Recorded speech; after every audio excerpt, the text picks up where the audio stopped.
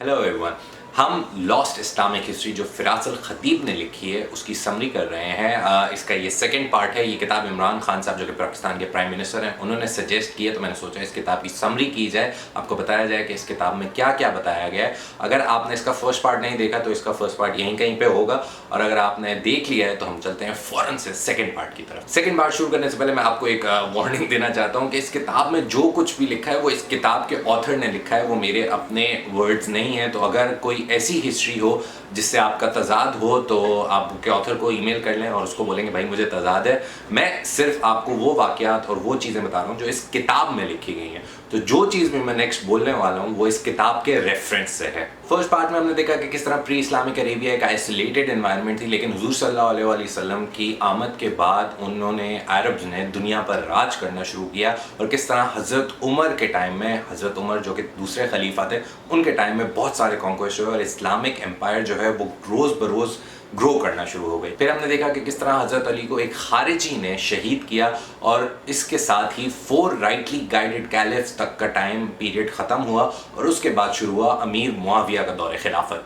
अमीर मुआविया का दौर खिलाफत 661 CE से 680 CE तक रहा। अमीर मुआविया के दौर खिलाफत को उमैयद कैलिफेट का स्टार्ट भी कहा जाता है, और 750 CE तक उमैयद जो हैं वो कैलिफेट की जिम्मेदारियां संभालते रहेंगे। जब अमीर मुआविया का दौर खिलाफत शुरू हुआ तो इराक में एक मुहिम चली कि हज़रत अली के बड़े बेटे इमाम हसन को खिलाफत दे देनी चाहिए। अमीर मुआविया ने हज़रत इमाम हसन को बुलाया और उनसे एक डील की, जिसके बाद हज़रत इमाम हसन ने कैलिफेट की जिम्मेदारियां संभालने से इनकार कर दिया। इसकी वजह आज तक नहीं मालूम कि उन्होंने ऐसा क्यों किया, पर वो खिलाफत से दूर हो गए और अपनी ज़िंदगी इबादत में गुजारने लग गए। अमीर मुआविया के दौर खिलाफत की ख़ास बात यह है कि उन्होंने सादगी नहीं अपनाई जो बाकी 4 कैलिफ्स ने अपनाई थी, और आपके सामने एक मोनार्की का सिस्टम आ गया। कैलिफ्स को जो है वो रॉयल्स समझा जाने लगा, और इसके साथ ही दरबार लगने का निज़ाम जो है वो शुरू हो गया। अमीर मुआविया का जो एक और डिसीजन है जिसको कंट्रोवर्शियल समझा जाता है वो है कि उन्होंने अपने बेटे यजीद को अपने बाद नेक्स्ट कैलिफ जो है वो नॉमिनेट कर दिया था। अमीर मुआविया ने ये डिसीजन अच्छी नीयत से लिया या बुरी नीयत से, लेकिन इसका रिजल्ट एटलीस्ट अच्छा नहीं निकला। यजीद जब पावर में आया तो बहुत सी खबरें ये निकली कि वो शराब और शबाब में घिरा रहता है। खैर, यजीद के दौर में हज़रत इमाम हसन के छोटे भाई हज़रत इमाम हुसैन, हज़रत अली के छोटे बेटे को कूफा वालों ने यह आस दी कि वो आएँ और वहाँ पर इराक में अपनी बेस सेटअप करें और वो उनको सपोर्ट करेंगे। इमाम हुसैन तकरीबन 70 फैमिली मेम्बर्स को लेकर कूफा के लिए निकले, लेकिन रास्ते में करबला का जो वाक़या पेश आया उसको हिस्ट्री कभी भी नहीं भुला सकती। यजीद जो है वो 683 CE में फौत हो गया, और उसके बाद जो एक नया यंग सक्सेसर आया वो भी कुछ महीने ही खिलाफत कर सका और वो फौत हो गया। अब्दुल्ला बिन ज़ुबैर ने इसके बाद अपने आप को नया कैलिफ अनाउंस किया, लेकिन मुआविया के कज़न मरवान और उनके बेटे अब्दुल मालिक ने जो है उनको डीथ्रोन किया और दोबारा से कैलिफेट को जो है वो उमैयद के अंडर ले आए। मरवान की डेथ के बाद अब्दुल मालिक ने जो है वो उमैयद कैलिफेट को आगे लेके चलने का बेड़ा उठाया, और इसके बाद उमैयद कैलिफेट ने दुनिया के हर कोने में जीत के झंडे गाड़ना शुरू कर दिए। आगे किताब बताती है कि 711 CE में किस तरह तारिक बिन ज़ियाद ने स्पेन को फतह किया, और इसी टाइम में मोहम्मद बिन कासिम ने राजा ताहिर को शिकस्त देकर इंडियन सब कॉन्टिनेंट में जो है वो इस्लाम का झंडा गाड़ा। अब मिड 700 CE का टाइम चल रहा है, और उमैयद कैलिफेट जो है वो स्पेन से लेकर यानी यूरोप से लेकर इंडिया तक फैल चुकी है। पर उमैयद की जो टैक्स पॉलिसी थी फॉर नॉन मुस्लिम, जहाँ वो जिजिया पे करते थे, उसकी वजह से जो नॉन मुस्लिम्स हैं वो अब रिवोल्ट करने वाले हैं, और इस रिवोल्ट का फ़ायदा अब्बासीद्स उठाने वाले हैं। अब्बासीद्स का नाम जो है वो हज़रत अब्बास, जो कि हुजूर सल्लल्लाहु अलैहि वसल्लम के अंकल थे, उनके नाम से अखज़ किया गया क्योंकि वो इस क्लैन के लीडर थे। अब्बासीद्स की बेस सदर्न सीरिया और बाद में इराक में थी। अब्बासीद्स के बकौल हज़रत अली के एक डिसेंडेंट ने कैलिफेट का राइट जो है वो इनको दिया था।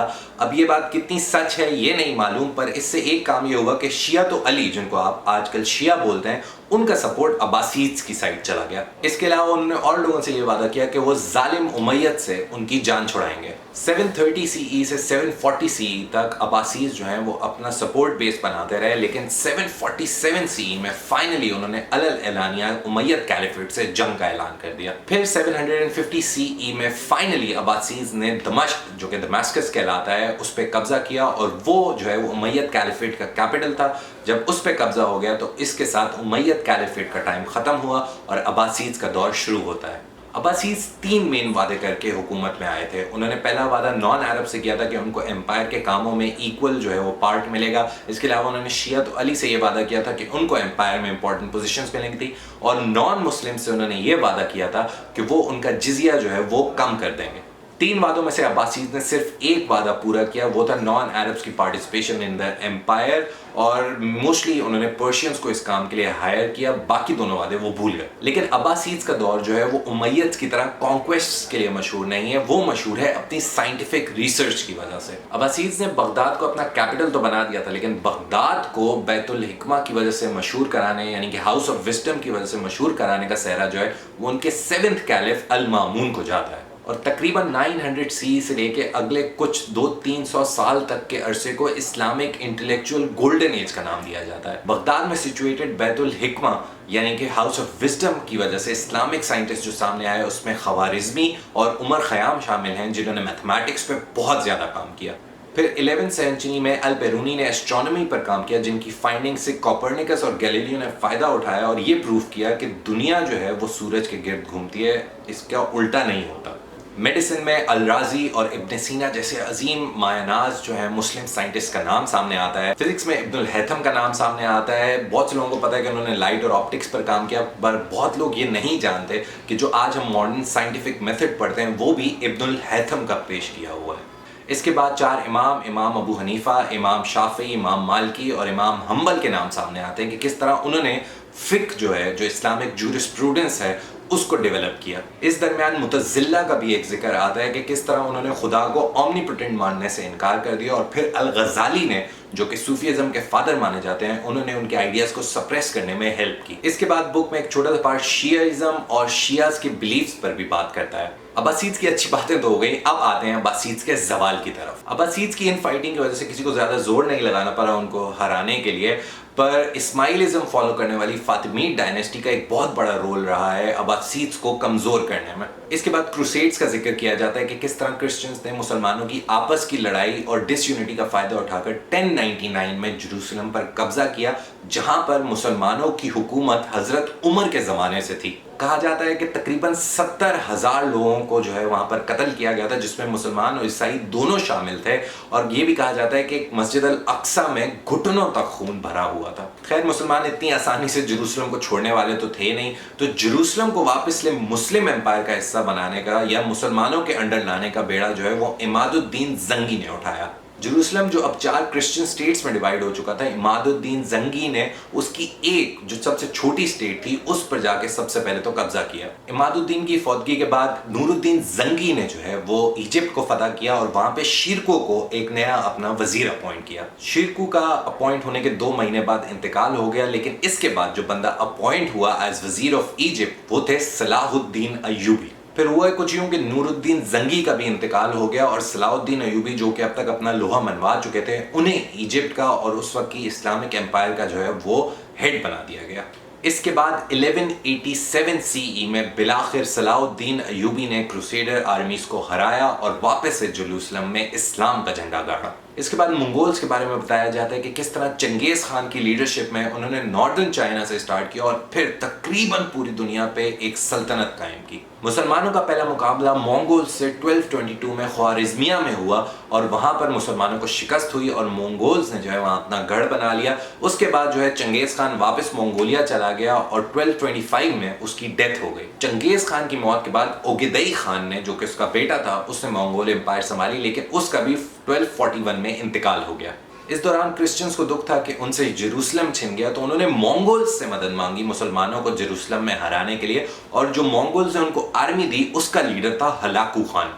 हलाकू की आर्मी 1258 में फाइनली बगदाद में दाखिल हुई और उसने वहां पर मुसलमानों का कत्लेआम किया। ये कहा जाता है कि बैतुल हिकमा की जो सारी किताबें थी उसको टिग्रिस रिवर में बहा दिया गया, और ये बात भी काफ़ी मशहूर है कि वो पूरा रिवर जो है वो उनकी किताबों की स्याही से काला हो गया था। मुस्लिम्स की इंटेलेक्चुअल गोल्डन एज की इतनी सारी रिसर्च जो है वो ज़ाया हो जाना मुसलमानों के लिए एक कैटास्ट्रफी से कम नहीं था। फाइनली हलाकू को नॉर्दर्न पैलेस्टाइन में ममलूक सल्तनत के हाथों शिकस्त हुई। ये पहली बड़ी शिकस्त थी मंगोल्स के लिए हिस्ट्री में। 1200 CE के स्टार्ट में मंगोल्स की भी आपस में जो है वो लड़ाइयाँ शुरू हो गई, क्योंकि उनका एक लीडर जो रशिया में था, बर्क नाम का, वो मुसलमान हो गया और हलाकू जो कि पेगन था उससे उसकी लड़ाइयाँ शुरू हुई। तो ये सिविल वॉर जो है वो मंगोल्स के लिए काफ़ी नुकसानदेह साबित हुई, लेकिन इससे एक ये फ़ायदा हुआ कि अल्लाह अल्लाह करके मुसलमानों पर से मंगोल्स का अजाब हटा। तो जी ये था second part lost Islamic history का जो फिरास अल खतीबी ने लिखी है। इसके बाद हम थर्ड पार्ट भी करेंगे, क्योंकि मैं जब ये किताब पढ़ रहा हूँ तो ये बहुत डिटेल्ड है, तो मैं चाहता हूँ कि आप जो है वो मेजर डिटेल्स ज़रूर जानें। तो जी नेक्स्ट और लास्ट पार्ट में हम देखेंगे कि ऑटोमन एम्पायर किस तरह बनी, मुगल एम्पायर किस तरह बनी, सफ़ावीड्स कौन थे। इसके अलावा हम ये देखेंगे कि इस्लाम जो है वो मिडल ईस्ट, एशिया और यूरोप के अलावा और कहाँ कहाँ तक फैल कर गया था। और एक और बहुत इंपॉर्टेंट चीज़ जो मैं आपको बताऊँगा वो ये है कि आपको तुगरल क्यों देखना चाहिए।